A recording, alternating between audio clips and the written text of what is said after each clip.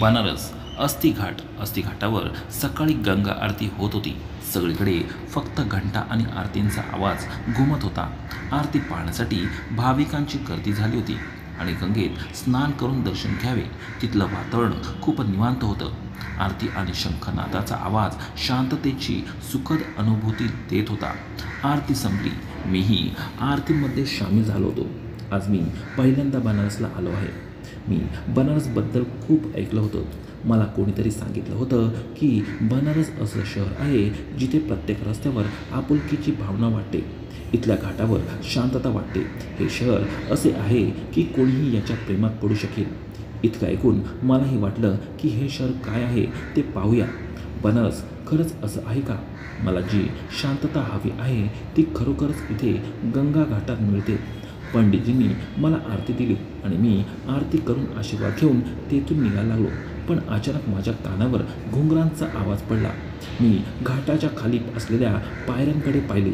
मी पाहतो तेव्हा माझी नजर माझ्यापासून का दुसरीकडे वळते का ते मला कळत नाही। अचानकच धक्का बसून माझे डोळे तिथेच थांबले। माझे डोळे ओले झाले। इतकी वर्ष ती शांतता मी शोधत होतो ती आज माझ्यासमोर होती। गुलाबी अनारकलीचा साधा सूट, उघडे केस, ओठांवर हलकी लिपस्टिक, काजळीने माखलेले काळेभोर डोळे आणि कपाळावर मधोमध काळा ठिपका। तिला पाहून माझ्या हृदयाची धडधड सुटली। हे डोळे तिला पाहण्यासाठी तळमळत होते। ती माझ्यासमोर होती, पण इच्छा असूनही मी तिच्या जवळ जाऊ शकलो नाही। मी तिला छातीशी घट्ट मिठीत घेऊ शकलो नाही। माझी इच्छा असली तरीही मी स्वतः तिला माझ्यापासून दूर केलं होतं। मग मी तिच्यासमोर कसं जाऊ? मी तिच्या डोळ्यात अश्रू आणले।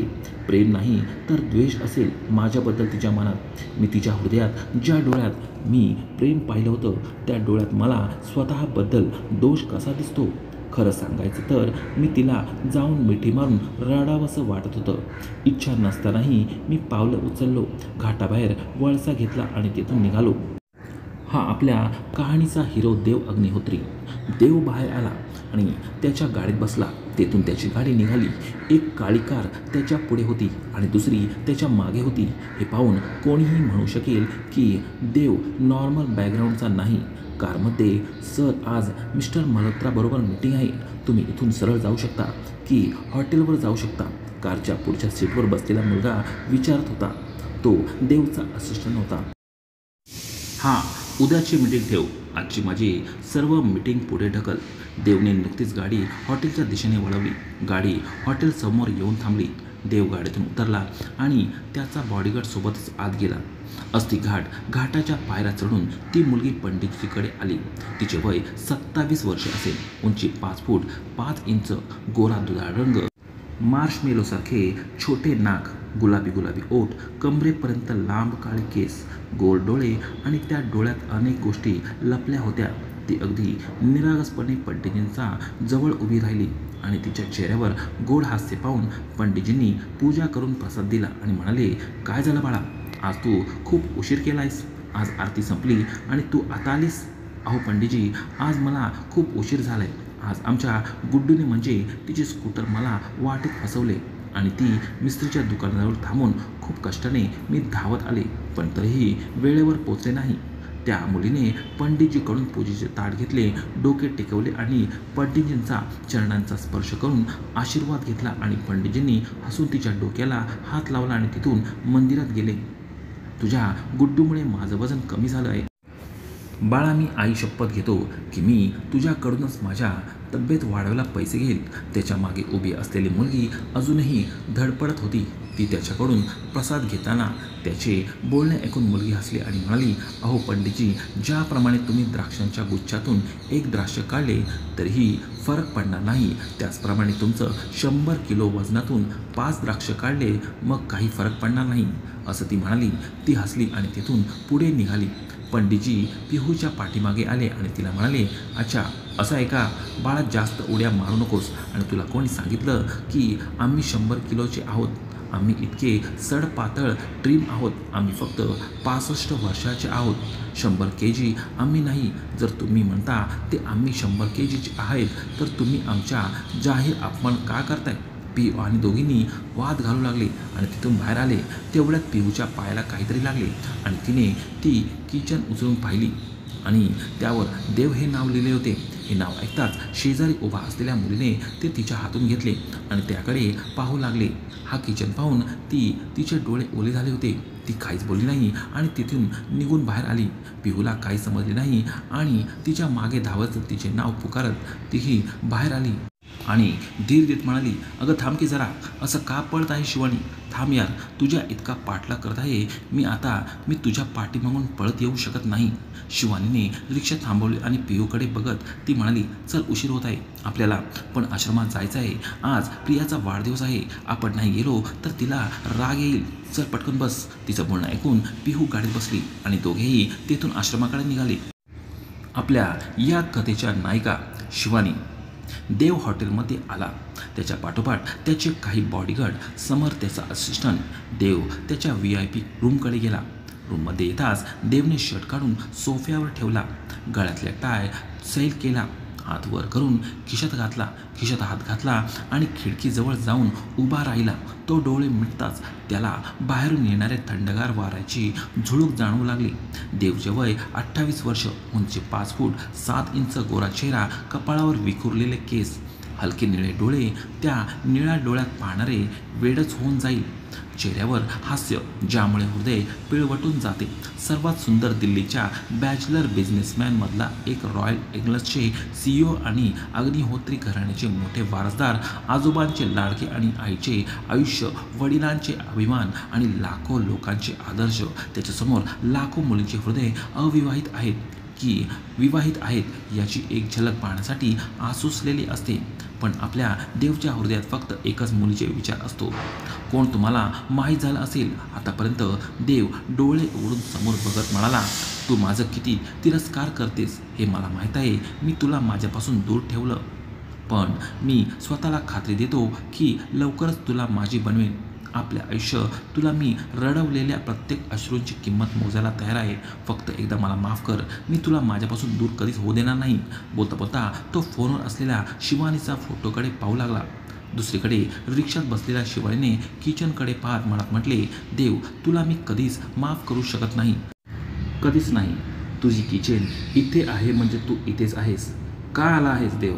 आणि आलास तर माझं महादेवाला प्रार्थना आहे की तू माझ्यासमोर कधीच येऊ नकोस. अशा मनात तिने ती किचन आपल्या बॅगेत ठेवली. काही वेळाने दोघेही आश्रमात पोचले आणि सामान घेऊन आत गेले. शिवानी आणि पिहू दोघेही आश्रमात आले. दोघेही आत शिरतात सर्व मुलांनी त्यांना घेरले. दोघींच्या चेहऱ्यावर मोठे हसू उमटलं. दोघेही एक एक करून सर्वांना प्रसाद दिले. सर्वांनी तो घेतला आणि आपापल्या जागी बसले. त्यांनी सर्व सामान तिथल्या केअरटेकर विमला मावशींना दिले. शिवानी रोज इथे यायची आणि इथल्या मुलांसाठी चॉकलेट्स आणि इतर अनेक गोष्टी आणत असे. त्यामुळे मुलांना शिवानी आणि पियूची खूप आवड होती. आश्रम शिवानीच्या आईचा होता. तिच्या मृत्यूनंतर विमला मावशी तिथले सगळं बघत असे. शिवानीचं पण बालपण आश्रमातच गेलं. शिवानी प्रियाला जाऊन तिला शुभेच्छा दिल्या आणि सर्वांनी मिळून तिचा केक कापला आणि सगळे मस्ती करू लागले. सर्व मुलं शिवानीला सांगत होते कालपासून आजपर्यंत काय केले आणि एकमेकांबद्दल तक्रारी करत होते. शिवानी पण एक एक करून सगळ्यांच्या तक्रारी ऐकत होती. यावेळी तिच्या चेहऱ्यावर फक्त शांतता होती. विमला मावशी तिच्यासाठी चहा घेऊन आली आणि देताना म्हणाली, बाळा आज तुला ऑफिसला जायचं नाही का? उशीर होत आहे. आज तू या सगळ्यांचं सर्व तक्रारी अगदी आरामात ऐकत आहेस. त्यांचं बोलणं ऐकून शिवानी हसली आणि म्हणाली, मावशी मी आज सुट्टी घेतली आहे. आजचा संपूर्ण दिवस या सर्व सैतानांच्या नावावर आहे. हे बोलून ती मुलाकडे बघून हसली. कारण सर्व मुलं जेव्हाही शिवानी आणि पिहू तिथे यायचे तेव्हा मुलं खोडकर व्हायची आणि खूप मज्जा करायची. ते त्यांचे लाड करायचे. आज बनारसचे हवामान थोडे खराब होते. आकाश काळेकुट्ट ढगांनी वेढले होते. सकाळपासून थंड वारे वाहत होते आणि अचानक विजांच्या कडकडासह हा पाऊस सुरू झाला. ते पाहून सर्व मुलं आनंदाने उड्या मारू लागले आणि शिवानीला पावसात भिजण्यासाठी परमिशन मागत होते. पण विमला मावशी त्यांना शिव्या देईल असा विचार करून ती एकटीच त्यांना हो म्हणू शिकली. शिवानीने त्यांचा निरागस चेहरा पाहिल्यावर तिने हसून होकार दिला. शिवानी म्हणाली, तुम्ही सगळे ओले व्हा, पण आमच्या 2 अटी आहेत. पटत असेल तर ठीक आहे, नाहीतर राहू द्या. सर्वांनी मिळून सांगितले, तुम्ही म्हणाल ते आम्ही मानू. त्यांचे बोलणे ऐकून शिवानी हसली आणि म्हणाली, हां आधी तुम्ही सगळे जास्त भिजू नका, नाहीतर तुम्हाला सर्दी होईल आणि त्यानंतर सर्वांना सर्दी आणि ताप येऊ नये म्हणून मावशीचा खास काढा प्यावा लागेल. आणि दुसरी अट म्हणजे तुम्हाला तुमचा डान्स दाखवावा लागेल. तुम्हाला माझी अट मान्य असेल तर सांगा. त्यांना फक्त एकच दिसत होता. पाऊस खूप जोरात पडत होता आणि ते सगळे उड्या मारून हा म्हणत बाहेर पळाले.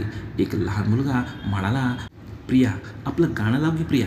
पिऊचा फोन घेतला आणि गाणे लावले. चकदुम चकदुम चकदुम. सर्व मुले कमरेवर हात ठेवून किलबिलाट करत होते. नाचताना ती सगळी खूप गोंडस दिसत होते. शिवानी आणि पिहूसुद्धा मुलांसोबत पूर्ण मुलं झाली होते. दोघेही पूर्ण भिजले होते. पाऊस थोडा कमी झाल्यावर मावशी म्हणाली, शिवानी सगळ्या मुलांसह आत आली. सगळे कपडे बदलले. पिहू आणि शिवानी पण खोलीत गेले. सगळे कपडे बदलून आले. मावशी सगळ्यांना चहा दिली. सगळे बसून प्यायला लागले. तेवढ्यात एक मुलगा आला.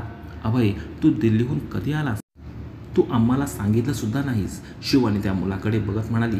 अभय शिवानीचा मित्र होता आणि पिऊचा भाऊ. तो डॉक्टर होता आणि नावाजलेला हार्ट सर्जन होता. दिल्लीच्या अभयच्या आईला बनारसहून यायचे नसल्याने पिहू शिवानीसोबत बनारसमध्ये राहत होती. अहो मॅडम, आम्हाला तुम्हाला सरप्राईज द्यायचे होते म्हणूनच आम्ही तुम्हाला दोघांना सांगितलं नाही. चहा पिताना अभय शिवानीला म्हणाला, किती दिवसासाठी आला आहेस? शिवानी विचारली, काही दिवस लागतील.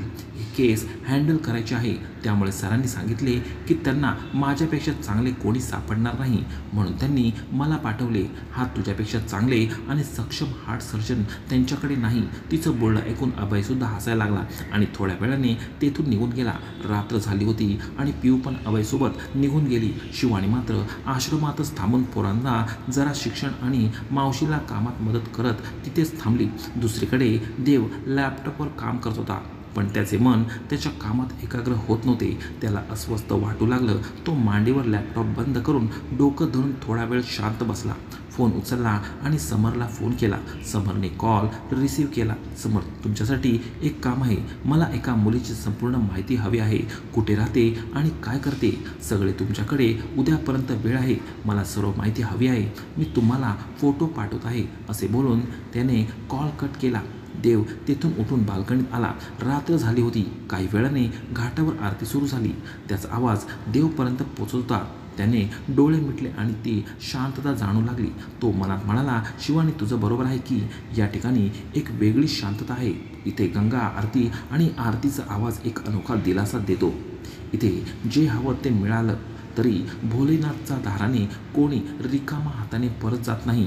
आज मनापासून केलेली इच्छा नक्कीच पूर्ण होते हे मान्य आहे. मला इथे येऊन एक दिवसही गेला नाही आणि मी तुला शोधून काढणार. फक्त काही काळ आणि मी तुझ्यासोबत असेन.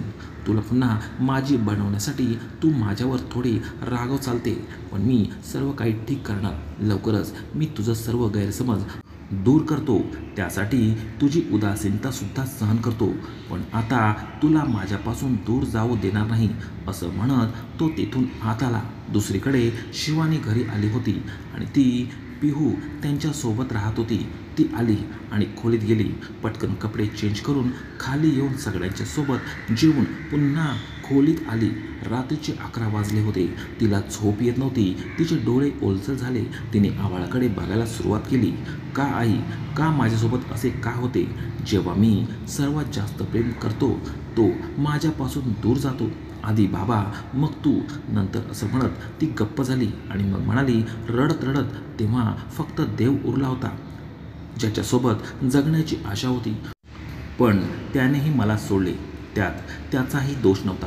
आई, तो आधी म्हणाला होता की तो हे सगळं सौम्य आंटीसाठी आणि तिच्या आनंदासाठी करतोय. मला त्याच्याकडून अपेक्षा ठेवून आणि त्याच्या प्रेमात पडले. ही माझी चूक होती. एवढं बोलून ती रडायला लागली. स्वतःवर नियंत्रण ठेवत ती कपाटाच्या दिशेने गेली. तेथून एक डब्बा काढला आणि बघू लागली आणि भूतकाळाची सावली ठरवून गेली. आता कथा इथून फ्लॅशबॅकमध्ये सुरू होईल, जिथे तुम्हाला तुमच्या प्रश्नांची उत्तरे मिळतील. देव आणि शिवानीचा संबंध काय आहे? शिवानी देववर का रागावली आहे? देवने स्वतःपासून शिवानीला का दूर केलं? या सर्व काही तुम्हाला लवकरच पुढच्या एपिसोडमध्ये कळेल. हा भाग कसा होता? काही चुका आढळल्यास क्षमस्व. प्लीज चॅनेलला सबस्क्राईब करून सपोर्ट करा.